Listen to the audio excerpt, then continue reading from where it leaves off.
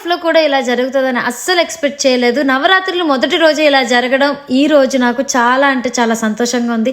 ఇంతవరకు అమ్మవారికి నేను చీరలు పెట్టాను కానీ ఈ రోజు నాకు అమ్మవారి చీర పెట్టినట్టు అనిపించిందండి. ఇంత ఆనందాన్ని మూటగట్టుకోవడం కారణం మీరే. నాకు తెలిసిన ఒక పంతులు గారు ఈ రోజు మా అమ్మవారికి శారీ పెడుతున్నామమ్మా రండి ఒక్కసారి విజిట్ చేయండి అని చెప్తే లొకేషన్ కాడికి వెళ్ళేసరికి అక్కడైతే నాకు టెంపుల్ దొరకలేదు.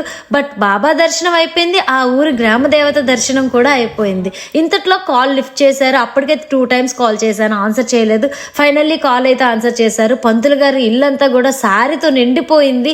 ఎంత బాగా అంటే అంత బాగా డెకరేట్ చేశారు. ఏడుకొండ వెంకన్న బాబుని అక్కడి నుంచి టెంపుల్కి అయితే తీసుకెళ్లారు.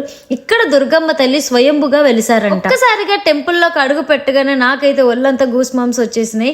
పంతులు గారు వెంటనే నాకు చీర కూడా పెట్టారు. ఈ ఆనందాన్ని అయితే అస్సలు అంటే అస్సలు నేను తట్టుకోలేకపోయాను. బికాస్ నా కళ్ళల్లో నుంచి హ్యాపీ టీయర్స్ అయితే వచ్చాయన్నమాట. ఇంత ఆనందాన్ని దుర్గమ్మ నాకు ఇచ్చినందుకు నేనైతే మాటల్లో కూడా చెప్పలేను. ఇక్కడ మనం అనుకున్నవన్నీ జరుగుతాయంట. పంతులు గారు చాలా బాగా చెప్పారు. అండ్ ఈ టెంపుల్ వచ్చేసరికి పైనాపిల్ కాలనీలో ఉంది. ఇక్కడ నుంచి డైరెక్ట్ గా కుర్పా మార్కెట్ వెళ్ళి లాస్ట్ టైం నేను ఆర్డర్ పెట్టుకున్న చెంపస్వరాలు అయితే రెడీ అయిపోయావండి. ఇవైతే నాకు ఇంకా బాగా నచ్చాయి. శ్రీదేవి పెరల్స్ అనమాట వీళ్ళ షాప్. చిన్న సిల్వర్ షాపింగ్ ఉంటే అదైతే తీసుకున్నాను. అక్కడ నుంచి పూర్ణ మార్కెట్ వెళ్ళి రేపటి కోసం ఫ్లవర్స్ కూడా తెచ్చుకున్నాను. 4-5 షాపులు తిరిగాను కానీ ఎక్కడ కూడా నేను అనుకున్న లాకెట్ అయితే దొరకలేదనమాట.